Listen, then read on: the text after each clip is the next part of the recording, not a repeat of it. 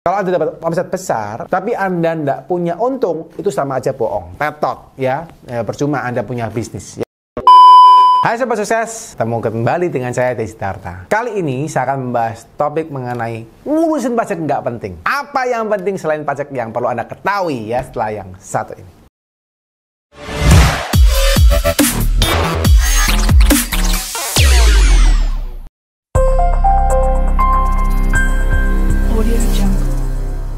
Oke guys, ya kalau teman-teman sering lihat ya topik di YouTube saya ngomong soal pajak ya. By the way, pajak ini penting nggak? Ya penting lah ya, bukan nggak penting. Penting harus Anda ketahui. Tapi yang penting lagi guys, selain Anda ngatur soal pajak ya, karena pajak ini hubungan dengan uang guys, Anda juga harus tahu gimana caranya ngatur keuangan Anda. Ya, by the way hari ini saya mau kasih tips kepada teman-teman. Jadi teman-teman ini wajib tonton video sampai akhir ya, karena ini saya kasih tips yang cocok untuk bisa dilakukan dan sudah saya lakukan di usaha saya ya. Bahwa gimana caranya Anda bisa mahir ngatur keuangan Anda dan Anda bisa dapat double profit dalam waktu 1 tahun ke depan. Ya, ayo yang mau tulis di kolom komen. Mau Pak, gitu ya. Yang mau dapat pelajaran, yuk tulis di kolom komen karena saya akan sharing kepada Anda tips-tips yang sudah saya lakukan. Nah, by the way teman-teman, ini saya sudah sempat membuat satu materi ya soal maximize profit ya. Maximize profit tanpa double effort. Ini sudah sempat kita lakukan di webinar ya. Saya mau sharing kepada teman-teman gimana sih caranya ya. Karena by the way banyak sekarang pengusaha-pengusaha UMKM ini yang fighting untuk dapatin omset ya. By the way, omset penting nggak? Penting ya. Tapi apakah omset saja yang penting? Belum tentu ya. Nah, yang penting apalagi banyak ya, satunya Anda ngurusin pajak Anda supaya Anda nggak kena denda, itu juga masalah ya. Jadi Anda mesti pikirin gimana caranya supaya Anda nggak kena denda, itu penting ya. Kalau Anda kena denda bisa masalah juga kan, keuntungannya berkurang ya. Tapi juga Anda pikir gimana caranya Anda bisa ngatur ya, terutama uang Anda ya. Karena Anda dapat omset banyak teman-teman. Ketika Anda dapat omset, goal utamanya ketika Anda dapat omset apa? Bagi goalnya. Goalnya adalah Anda bisa dapat profit yang maksimal atau Anda bisa dapat laba atau untung. Kalau Anda dapat omset besar, tapi Anda tidak punya untung, itu sama aja bohong. Tetot, ya. Percuma Anda punya bisnis. Saya punya beberapa bisnis yang saya jalankan ya. Almost semua bisnis saya selalu untung ya, tapi saya tahu caranya. So saya mau bagi sedikit tips pada teman-teman untuk bisa ngatur perusahaan Anda supaya bisa untung. Ya, yang pertama guys yang perlu Anda perhatikan, ketika Anda mendapatkan omset, Anda harus punya dulu namanya laporan keuangan. Ini wajib hukumnya.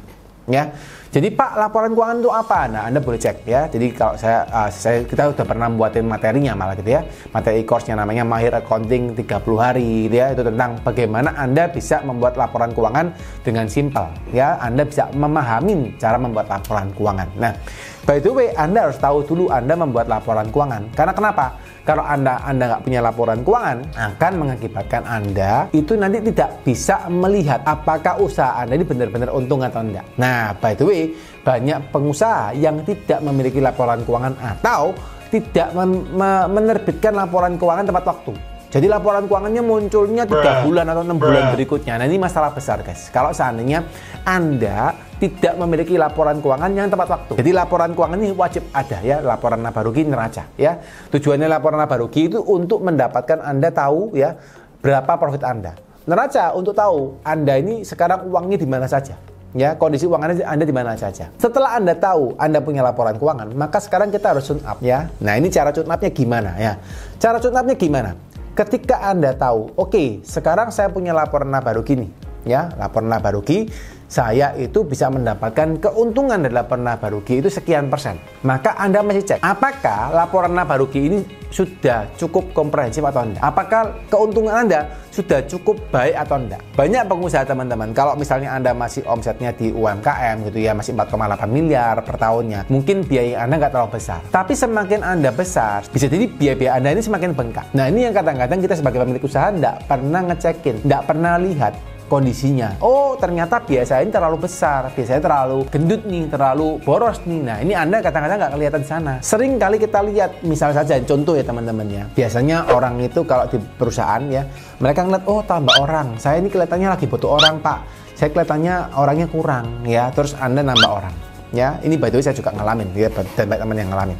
Nah, begitu nambah orang, ternyata pekerjaannya pun tidak selesai-selesai. Ya, ternyata pekerjaannya tidak sesuai dengan ekspektasi. Ternyata hasilnya nggak sesuai dengan ekspektasi. Katanya sudah nambah orang lagi. Ya, nah kenapa hal ini bisa terjadi? Ketika hal itu terjadi bisa ada beberapa penyebab ya. Jadi yang pertama bisa jadi karena memang pekerjaannya tambah banyak. Tapi bisa jadi karena Anda tidak mengukur apakah yang dikerjakan sudah benar atau tidak. Ya, yang dikerjakan oleh tim Anda sudah benar atau tidak. Oh, ternyata mereka mengerjakan sesuatu yang tidak efektif, gitu ya, tidak cocok, tidak tepat.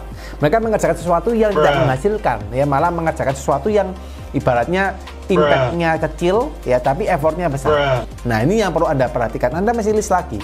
Oh, ternyata tim saya itu banyak mengerjakan hal yang ini yang nggak penting dibuangin, ya. Anda coba cari yang lebih penting. Nah, ini kadang-kadang kita nggak pernah review, ya. Apalagi kalau seandainya tools, misalnya tim Anda mengerjakan tanpa tools. Jadi sekarang nih ya, kalau teman-teman perhatikan banyak sekali teknologi informasi ya, AI ya, yang memang kondisinya membantu kita untuk bekerja, ya. Ternyata tim kita nggak menggunakan AI, ya, artificial intelligence, ya, tools AI yang sudah banyak sekali sekarang yang ada, ya. Mereka menggunakan tenaga sendiri, ya, otomatis pekerjaan tidak menjadi efektif dan efisien.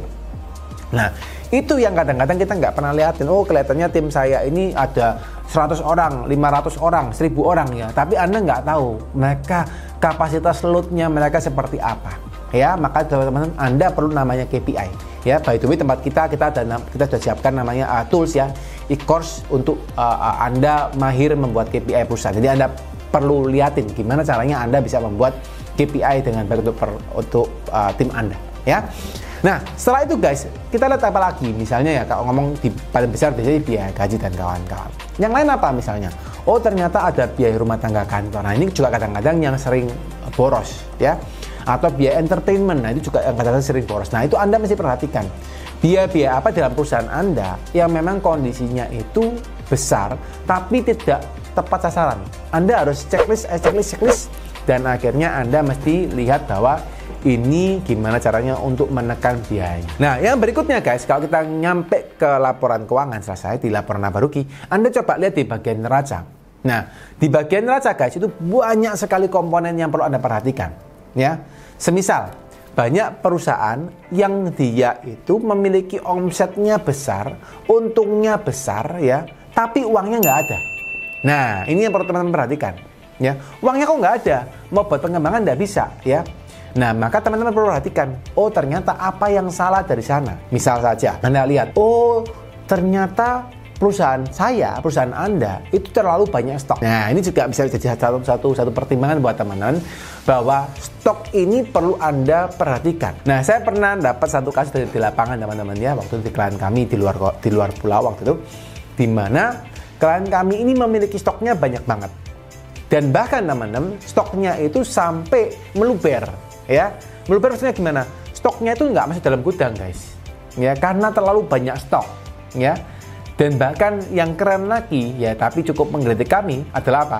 Bahwa stoknya itu ditaruh di luar gudang, dan yang ditaruh di luar gudang adalah stok yang baru, ya. Lalu karena takut hujan, takut panas, stok yang baru ditutupin terpal guys, ya. Anda bisa bayangkan nggak? Stok baru yang ditutupin terpal itu kardusnya banyak yang rusak guys, ya, karena hujan, kena panas, bocor terpalnya, ya, dan akhirnya mereka harus menanggung kerugian yang cukup besar. Nah, apa alasannya? Alasannya karena di dalam gudang itu banyak stok mati guys. Ini yang perlu teman-teman perhatikan, bahwa Anda beli barang, ya, boleh beli barang, ya, tapi jangan terlalu banyak. Kalau stok mati Anda juga banyak, akhirnya apa? Gudang Anda itu bisa penuh gara-gara stok mati. Belum lagi kalau Anda nggak pernah stok opnam, Anda nggak pernah analisa barang Anda gitu ya. Anda nggak tahu barang mati sama nggak barang mati yang mana. Nah, ini yang penting guys, ya. Jadi banyak orang itu bingung omset tapi nggak nganalisa yang sana, ya. Ini yang saya lakukan, ini yang kami lakukan, ya. Bahwa yuk kita liatin, ternyata stok kita besar, oke, bagus. Stok ini besar, misalnya contoh gini ya. Anda punya stok misalnya 3 miliar, tapi penjualan Anda satu bulannya cuma 500 juta. Berarti pertanyaan saya, stok 3 miliar ini habis berapa lama? Habisnya 6 bulan guys, ya. Bayangin Anda punya stok, habisnya baru 6 bulan. Berarti ibaratnya kalau saya boleh, misal saja Anda menggunakan uang bank untuk membeli stok, Anda sudah rugi 6%. Kalau 6 bulan baru habis, ya. Dan Anda bayangkan kalau Anda rugi 6%, Anda tinggal cek untung Anda dari satu stok ini berapa. Kalau untungnya 15% ya masih lumayan. Kalau untungnya cuma 5% ya Anda nggak untung guys ceritanya. Ya, nah ini cara-cara banyak yang bisa Anda dapatkan ya. Anyway di YouTube ini nggak mungkin saya bisa ceritakan secara gamblang karena saya perlu melakukan ini ya, memberikan pemahaman soal PPT dan kawan-kawannya. Teman-teman simpelnya apa? Anda bisa belajar sendiri ya. Anda bisa belajar sendiri di tempat kami ya. Kami sudah menyiapkan materi e-course lengkap ya, namanya Mahir Analisa Perusahaan.